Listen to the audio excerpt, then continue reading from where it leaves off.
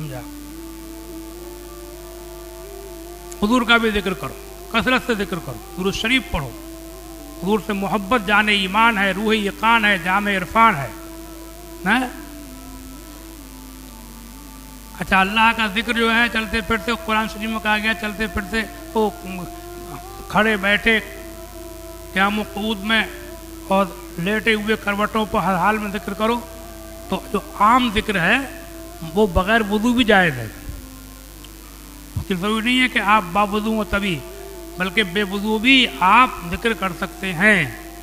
بلکہ یہ حدیث حضرت عائشہ صدیقہ نے لکھی ہے, روایت ان سے, وہ اسی بیان میں ہے. بے وضو بھی اللہ کا ذکر کیا جا سکتا ہے. وضو جو آیا ہے وہ نماز کے لیے آیا ہے, قرآن چھونے کے لیے آیا ہے. سمجھے آپ. باقی عام طور سے جو ذکر ہے چلتے پھرتے, آپ یہ سوچیں گے ہمارا وضو نہیں. نہیں, اگر وضو نہیں ہے تب بھی مومن کی زبان ہر وقت پاک ہے, اللہ کا ذکر کرتا ہے. ایک مسئلہ بڑی تیزی کے ساتھ چلتا ہے. کوئی لوگ پوچھتے ہیں کہ بے وضو اذان دینا کیسا ہے. بعض جگہ لوگ اماموں کے پیچھے پڑ جاتی.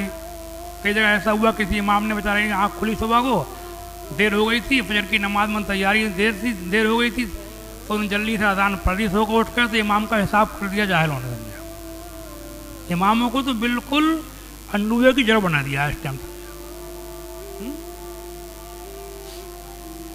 بہت کمزور ہو کر رہ گئے. حالانکہ ایسا نہیں, بے وضو اذان پڑھنا جائز ہے. ہاں افضل یہ ہے, بہتر یہ ہے کہ باوضو ہو.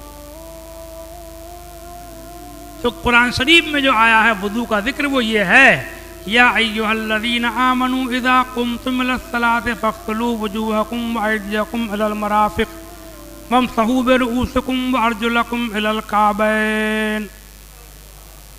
اے ایمان والو, اذا قمتم الی الصلاۃ, جب تم نماز کا ارادہ کرو. کیا کا ارادہ کرو؟ نماز کا. فاغسلوا وجوہکم, تو اپنے چہروں کو دھو. سمجھے آپ.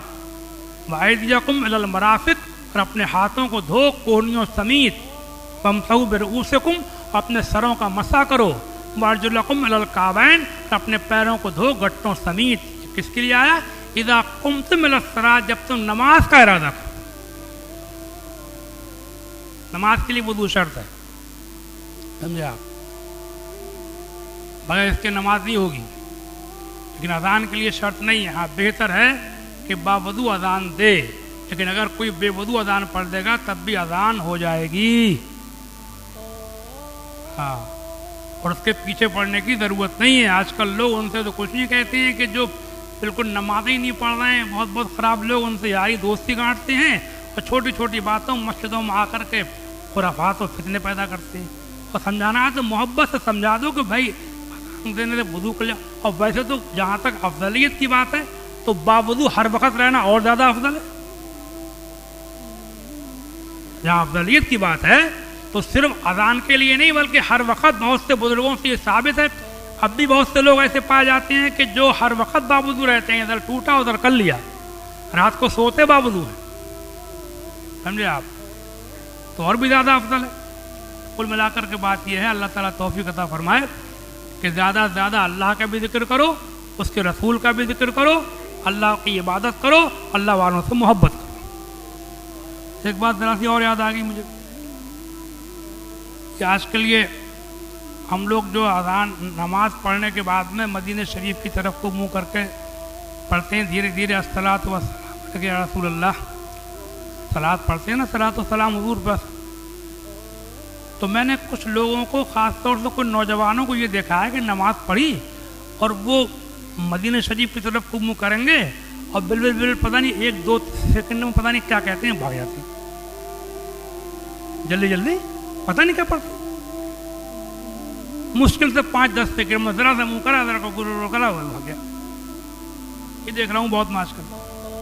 جب پڑھنا ہی ہے تو تھوڑا قاعدے سے پڑھو. الصلاۃ والسلام علیک یا رسول اللہ. ایک بار کہہ لو سب لوگ, الصلاۃ والسلام علیک یا نبی اللہ, الصلاۃ والسلام علیک یا حبیب اللہ, وعلی آلک و اصحابک یا رسول اللہ.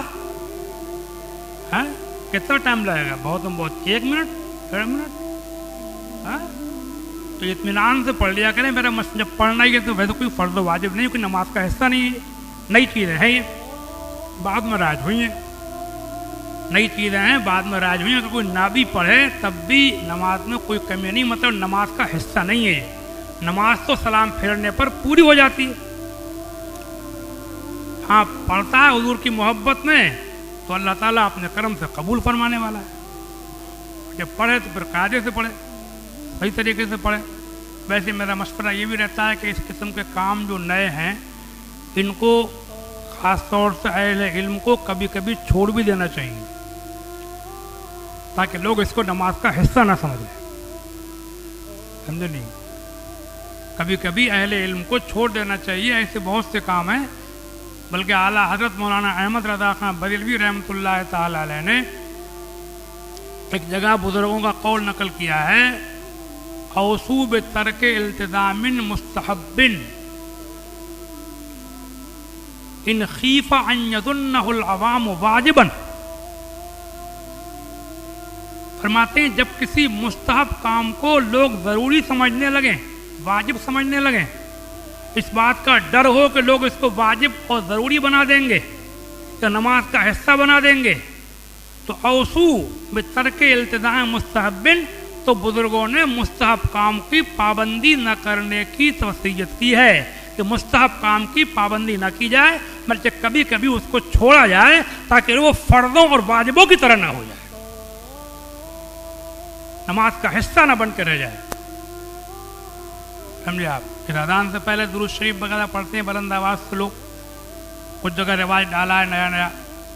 تو درود شریف پڑھنے کے بہت ٹائم ہے, کسی بھی ٹائم ہم پڑھ سکتے ہیں, لیکن اس میں یہ خطرہ لگا رہتا ہے کہ اس کو لوگ اذان کا حصہ نہ سمجھیں. درود شریف کبھی پڑھ سکتے ہیں نا آپ, اذان کے ساتھ پڑھنا پھر زور سے پڑھنا, تو اس سے ہو سکتا ہے کہ کوئی یہ سمجھنے لگے کہ یہ بھی اذان کا آگے چل کر کے لوگ سمجھیں کہ اذان کا حصہ ہے.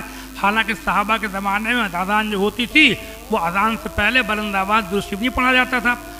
سمجھے آپ؟ تو اس لیے خطرے کی وجہ سے اعلیٰ حضرت نے اس کا جواب کیا دیا.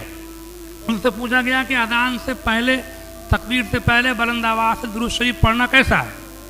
اعلیٰ حضرت سے پوچھا گیا تو فرماتے ہیں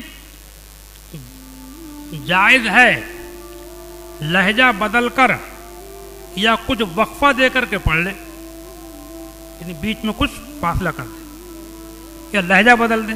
اذان کے پڑھنے کی طرز اور ہو, اس کی طرز اور ہو, جائز ہے جبکہ لہجہ بدل دے یا کچھ وقفہ رہے. پھر آگے فرماتے ہیں اور اصرار بیجا ہے,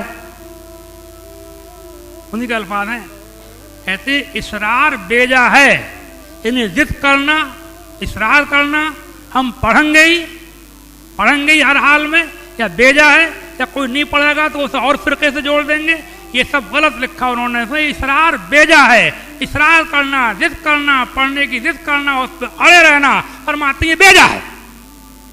کون فرماتے ہیں؟ اعلیٰ حضرت. میرے اعلیٰ حضرت نے بالکل نکھرا ہوا ستھرا صاف دین دیا ہے. انہیں یہ بھی دھیان رہتا تھا کہ نئے نئے کاموں کی وجہ سے کہیں اسلام بدل نہ جائے, اسلام کی شکل بدل نہ جائے. اور صحابہ حضور کے زمانے میں اور تابعین تبع تابعین کے زمانے میں جو اسلام تھا, جو فرض تھا وہ فرض رہے, جو واجب تھا وہ واجب رہے, جو سنت تھی وہ سنت رہے, اور جو مستحب تھا مستحب رہے, اور جو بدعت حسنہ ہے بدعت حسنہ رہے. اسلام میں کوئی تبدیلی نہ ہو, مذہب کی وہی شکل ہو جو صحابہ حضور کے زمانے کی شکل تھی. سمجھا؟